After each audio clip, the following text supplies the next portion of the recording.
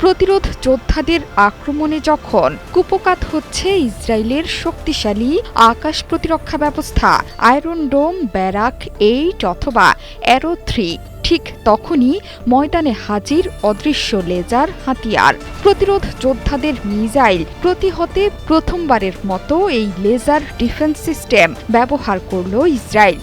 অর্থাৎ শত্রুর ড্রোন শেষ করতে নিজেদের প্রোটোটাইপ লেজার এয়ার ডিফেন্স ব্যবহার করছে দেশটি। ইসরায়েলের নতুন এই অস্ত্র যুদ্ধে গেম চেঞ্জার হতে চলেছে বলে মনে করছে তেল আবিব। ইসরায়েলের প্রতিরক্ষা ব্যবস্থায় এক যুগান্তকারী অস্ত্র লেজার ডিফেন্স সিস্টেম। ইসরায়েল আগেই ঘোষণা দিয়েছিল লেজার প্রতিরক্ষা ব্যবস্থা তৈরি করার। সেই অনুযায়ী এখন নিরীহ ফিলিস্তিনিদের মারার অস্ত্র হিসেবে লেজারকে বেছে নিচ্ছে দেশটি। তবে ইসরায়েল ফিলিস্তিনে আঘাত হেনে যে বেঁচে যাচ্ছে তা কিন্তু নয়। ইয়েমেন সহ মধ্যপ্রাচ্যে ছড়িয়ে ছিটিয়ে থাকা প্রতিরোধ যোদ্ধাদের শানিত আক্রমণে প্রতিনিয়তই ক্ষতবিক্ষত হচ্ছে Tel Aviv. Walton BLDC fan খরচ বাঁচে 65% পর্যন্ত। ওয়ালটন বিএলডিসি ফ্যান ছড়ায় স্বস্তির সবুজ হাওয়া।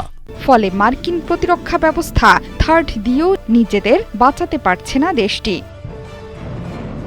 এই লেজার অস্ত্র তৈরি করছে ইসরায়েল ভিত্তিক প্রতিরক্ষা সংস্থা রাফাল অ্যাডভান্সড ডিফেন্স সিস্টেম। এক বিবৃতিতে সংস্থাটি বলছে, এই যুদ্ধে ইসরায়েলের বিমান বাহিনী এবং তাদের এরিয়াল ডিফেন্সে যুক্ত সেনা সফলভাবে যুদ্ধক্ষেত্রে লেজার অস্ত্র ব্যবহার করেছে। এতে করে তাদের জনগণ এবং দেশের সম্পত্তি বাঁচানো সম্ভব হয়েছে বলে দাবি করা হয়েছে। যুদ্ধে লেজার অস্ত্র ব্যবহারের অভিজ্ঞতার ভিত্তিতে এই অস্ত্র আরও শক্তিশালী ও দূরপাল্লার করে তোলার কাজ শুরু করেছে দেশটি। ইসরায়েলের নতুন এই প্রতিরক্ষা ব্যবস্থা বৈদ্যুতিক লেজার ভিত্তিক। এটি নিঃশব্দে এবং শত্রুপক্ষের ধারণার বাইরে তাদের অলক্ষ্যে কাজ করতে সক্ষম। সম্প্রতি লেবানন এবং গাজার প্রতিরোধ যোদ্ধাদের ছোড়া বেশ কয়েকটি ড্রোন ভূপাতিত করেছে এই সিস্টেম।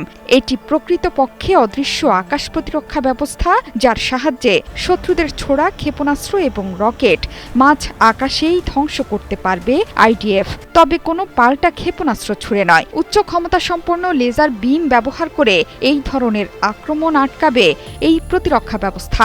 শুধু তাই নয়, এটি মর্টারের গোলা এবং ড্রোন ধ্বংস করতে সক্ষম। খালি চোখে দেখা না যাওয়ায় রকেট ও ক্ষেপণাস্ত্র ধ্বংসে কোন রাস্তা দিয়ে লেজার বিম ছুটে আসবে সেটি বোঝা শক্ত। জোহরা চৌধুরী, সেতু, ৭১।